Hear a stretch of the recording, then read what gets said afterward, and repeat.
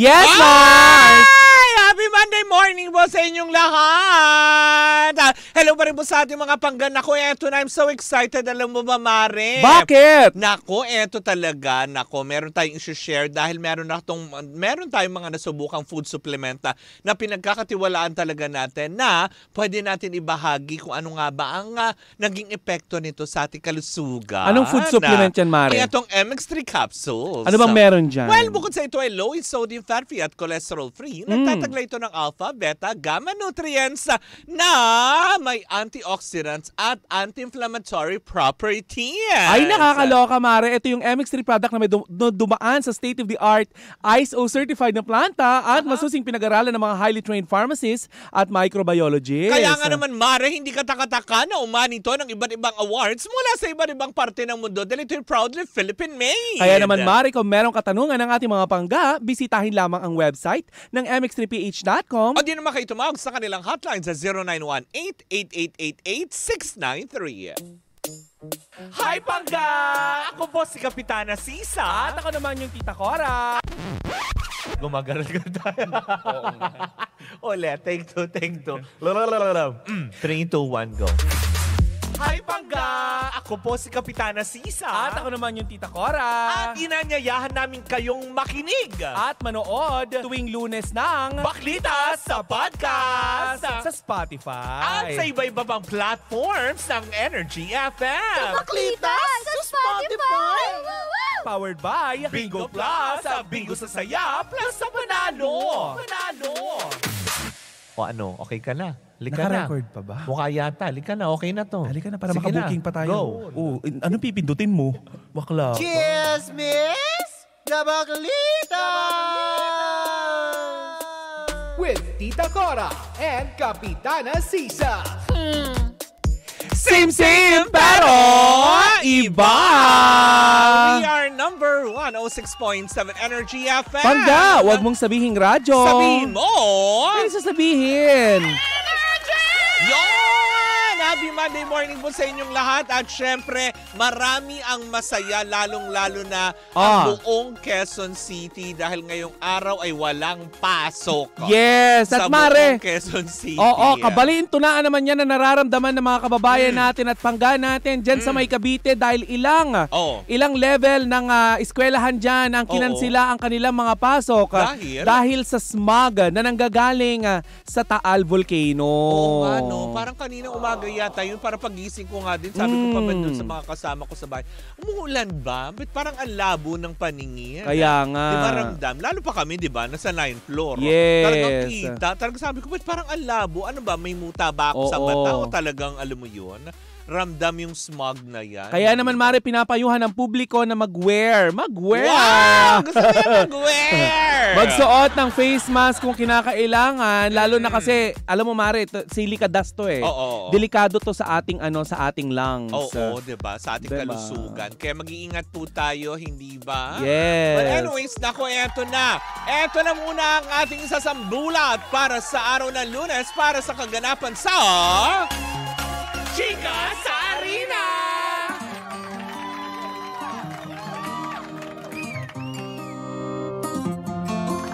Oh. May dance step. Paano yung dance step? May dance step. Diba? Na nakakaloka. Wala. Para sa araw na ito talagang naman medyo talagang puno. Punong-puno ang mga kaganapan sa arena. Hatid yan sa atin ang Arena Plus, astig sa sports! Dahil nung nakaraang Sabado nga, hindi ba, ay talagang nga naman naging, alam mo yun, matindi ang yung paglalaban-laban dahil nalalapit na nga ang quarterfinals ng PVL or Premier Volleyball League sa kanilang reinforced tournament kung saan nga naman hindi pinalad o diba nakakasad ang Choco Mucho na manalo against Creamline kung saan nga naman ayan dahil dun sa kanilang labanan na naganap nung nakaraang Sabado ay talaga nga naman hindi na sila pinalad na alam mo yun na makapasok sa top 8. Pero meron pa silang iniintay na isa pang laro na kung saan nga man posibleng mag-tie sila ng Farm Fresh Foxies. Dalawa po silang inaantabayanan kung sino sa kanila ang malalaglag sa top 8 na aabante sa quarterfinals sa league ng PVL, 'di ba? Para sa kanilang reinforced tournament. Kasi secured na daw ang 6 na grupo. Unang-una na dyan ang Akari na kung saan meron sila, number 1 sila Mare. 7-0 o ibig sabihin nito 7 wins at 0 lose. Mga pangalawa ang Signal HD na may 6 win at 1 pagkatalo.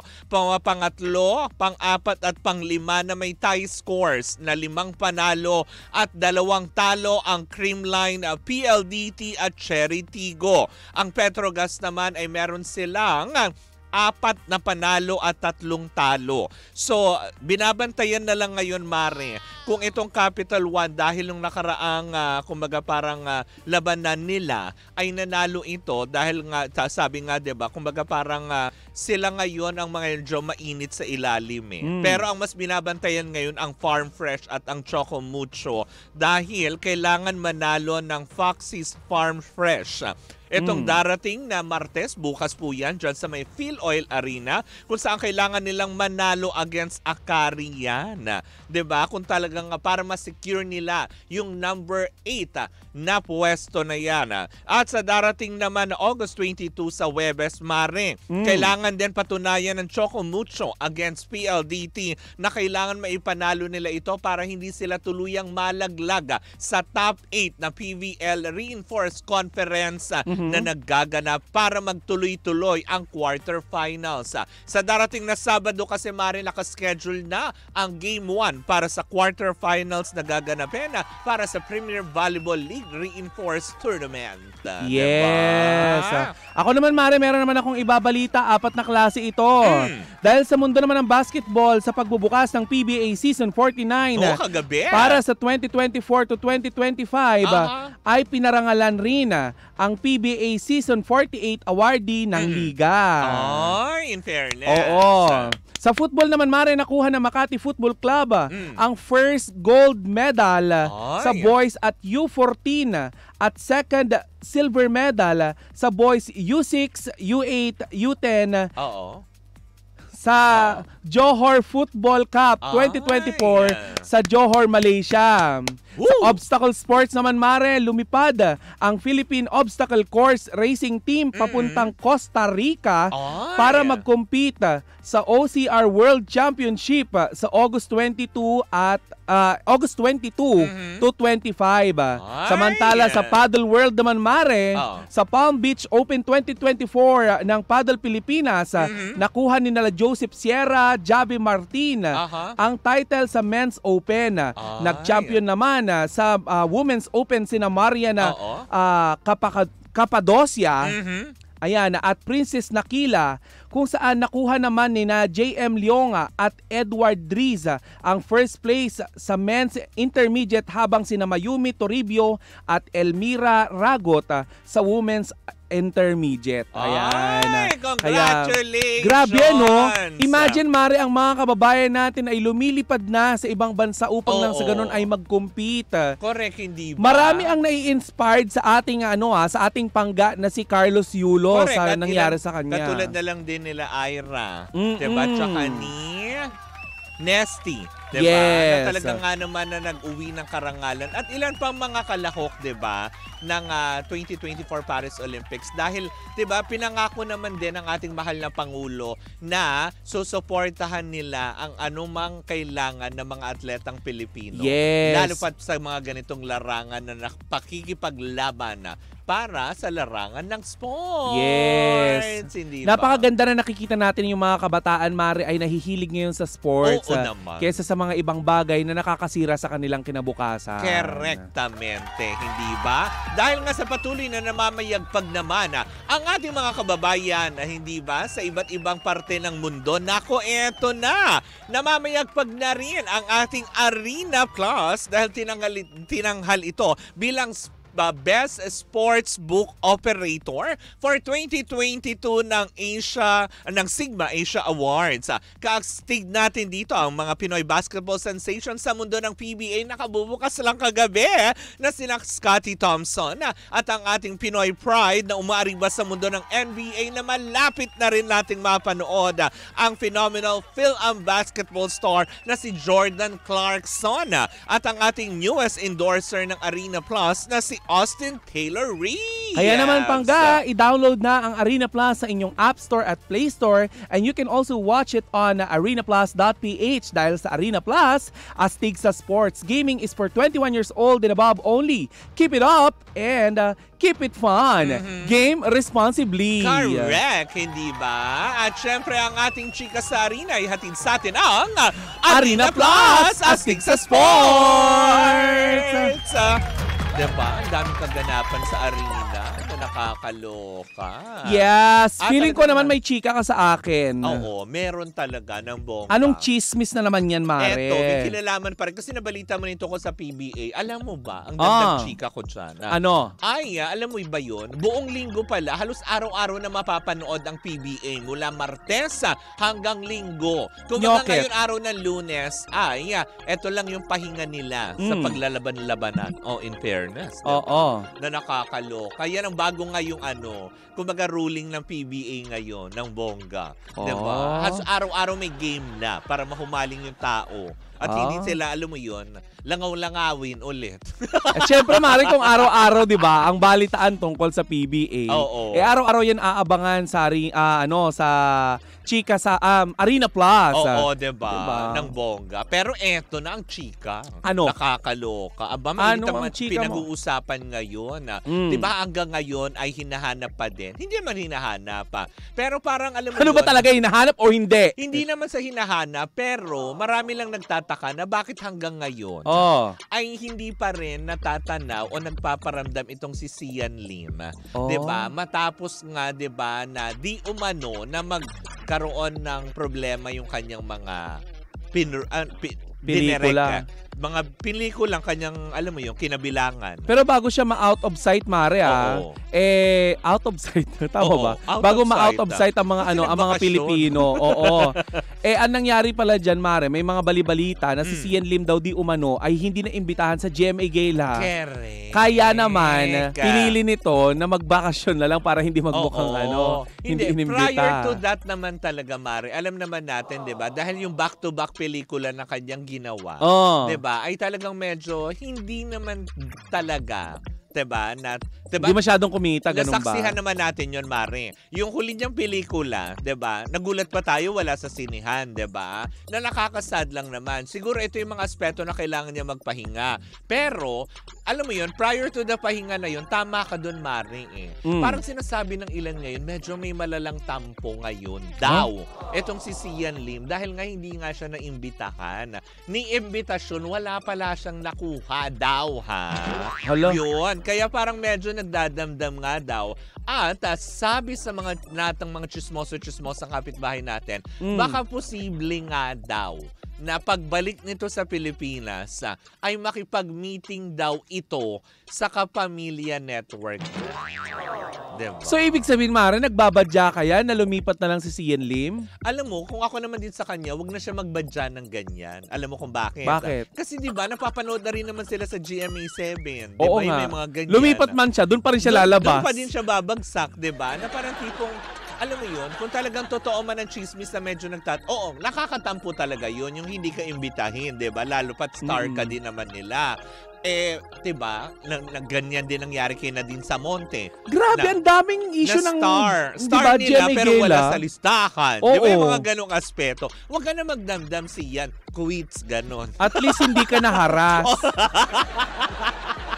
Alis wala ka sa Senado. Oo. Pero yung mga hindi imbitado sa Senado, gustong maimbitahan sa Senado, doon naman ako naluloka doon. Yung wala kang kinalaman doon sa kaso, pero gusto mo, nagpapaimbita ka sa Senado. Bakit? Bakit? Di ba? Yung mga ganong aspeto. Pero yun na nga daw, kumaga pala isipan sa lahat nga daw na kasi hanggang ngayon tahimik pa rin daw si Sian.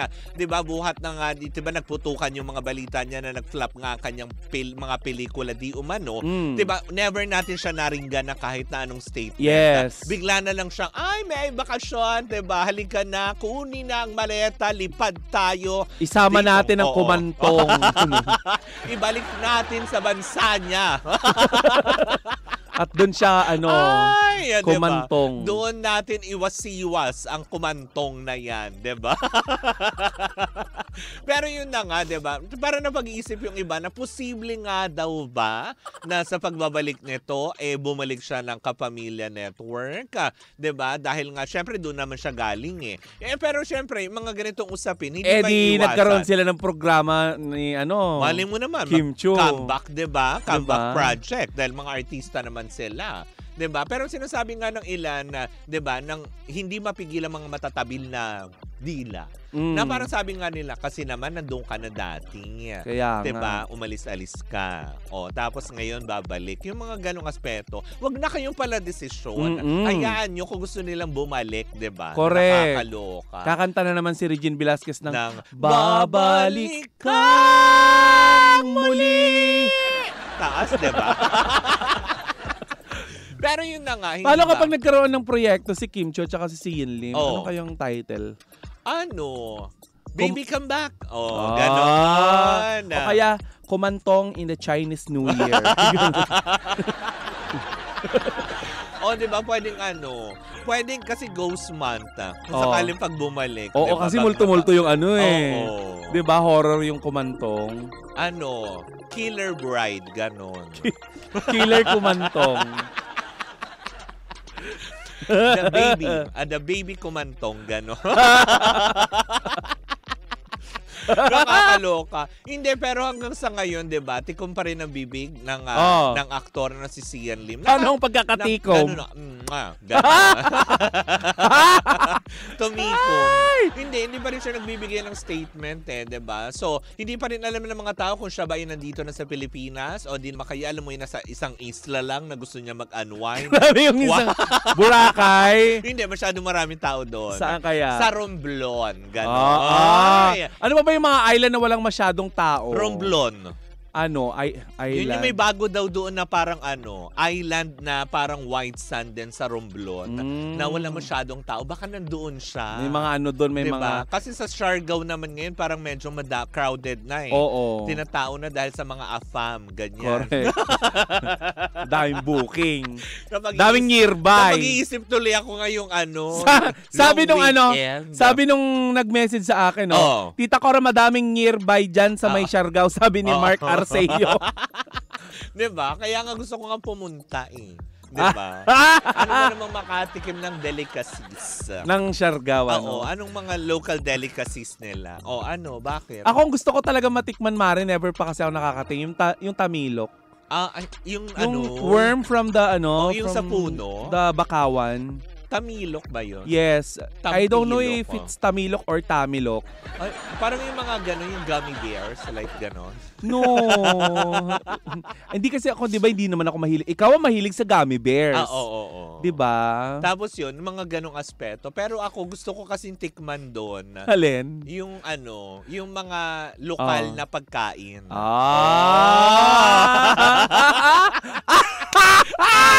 Alam kong hindi! Siyempre, yung mga lokal na may dalang pagkain, gano'n. Kasi siyempre, di ba, bawat lugar, dapat titikman mo kasi yung mga local delicacies nila. Bukod dun sa Hindi ka magiging aswang sa Siargao. Hindi mahahati yung katawan natin.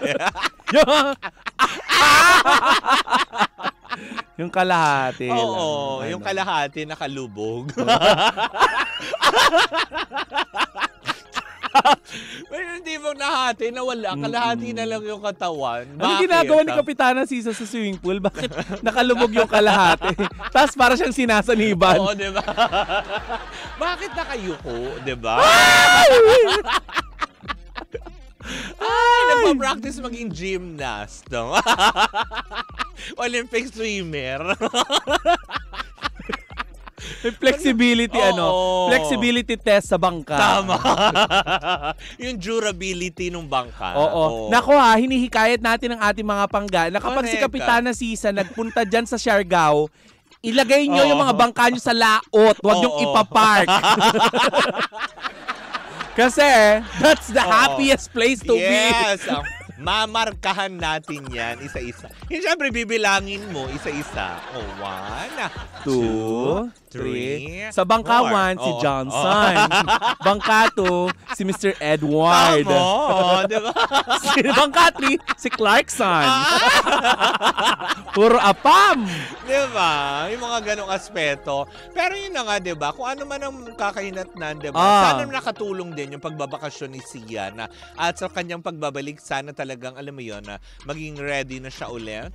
At alam mo yun, makagawa pa rin siya ng pelikula, diba? Alam mo, bakit hindi siya gumawa ng album? Kumakanta ito eh. Talaga ba? Oo, maawit itong si Sian at saka nagpe-play ito ng musical instrument. Nagigitara siya, diba? Alam ko nagigitara. Bakit hindi siya umawit, ganyan, makipag-collab sa mga magagaling na mga awit ng GMA7 like Julian San Jose. Correct, diba? Diba? Gawin nila, i-remake nila yung kantang Magandang Dilag. Hindi. Total, ginawa din naman niya na yung yung kumantong. Bakit hindi nila awitin in Tagalog yung Papa Umamaw? Hindi ba Tagalog na yun? Papa Umamaw? Oo. Tagalog ba yun? Oo. Papa Umamaw. Papa Umamaw. Anong Tagalog nun? Kung hindi pa yung Tagalog. Tatay multo. Tatay multo. Tatay multo. Galing. Husay. Yes. Tama ng utak. Nakakaloka. Hindi, diba? Marami pang pwede. At very talented naman si Sian yan. Napasok na din naman yung pagdidirect, diba? Oo. Kasi nga parang tipong diba, yung mga iniisip na kagad ng ibang mga tao na magko-concentrate na lang ba siya sa pagiging director? Kasi scriptwriter, siya din pala yung sumulat nun. Nung kumantong. Talaga? Siyang writer, siya din yung director. If I'm not mistaken. Creative itong si Sian, Oo, diba? Yung mga ganong aspeto. Talagang may something sa kanya na talaga.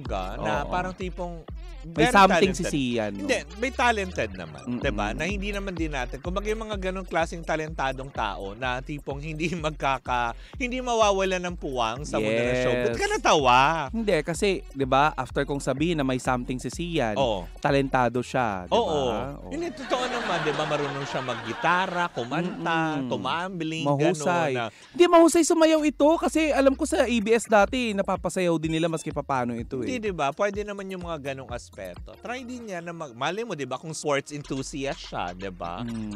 Diba? Baka makita ang calling niya sa Olympics. Ganun. Correct. Diba? Alam ko, kasi to very all around, very versatile itong si Sian. Maraming pwedeng gawin, marami siyang kayang gawin. Diba? Yung mga ganun. Diba? Di lang nga siya tatanggap ng labada. Una sa lahat. Automatic washing machine naman. Dahil hindi naman Inday Sian ang pangalan niya. O kaya Dodong Sian. Hindi manang, ganyan. Diba? Maraming aspeto, maraming diba? Daming sinasabi ng mga bakla. Let's just wish him well. Yun lang naman, diba? Kung ano at man din niya na Sian, lagi ka pa rin susuportahan ng baklitas, diba? Correct. Anyways, marami-rami. Di ba nga hinahanap nga natin yung movie niya dyan sa sa kulay red na mall? Correct, diba? Na Tinanggal wala. nga kasi. Tayo nga nasabi, bakit wala? Actually, sinabi ko yun sa Viva. Sabi ko, bakit parang wala dito yung pelikula? Nakakasad. Ganun pala, kapag walang masyadong nanonood, tinatanggal nila sa sinehan. Oo, diba? Grabe. Kumbaga parang kawawa naman. Diba? Anyways, sayang diba? daw kasi kuryente kapag kapag walang nanonood. Hindi, totoo naman din. Tsaka, diba? Yung aircon lang. Oo, siyempre, negosyante ang mga yan. Tapos 3 lang yung papasok, diba? Hindi pa nagpo-focus, walang ginawa kundi maghalikan sa loob ng sinehan. 3 lang diba? Sila eh. Oo. 3 sila naghahalikan. Wow! Ako si Kapitana Sisa at ang booking niya.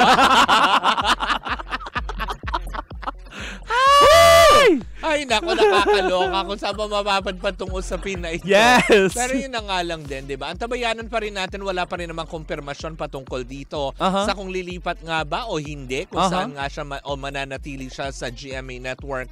Papakatutukan pa rin natin yan sa mga susunod na araw sa kanyang pagbabalik, di ba? Or kay pagiging active niya muli sa showbiz industry. Well, in the meantime, ako pumuli si Kapitana Sisa. At ako naman yung Tita Cora. And we are still same pero iba.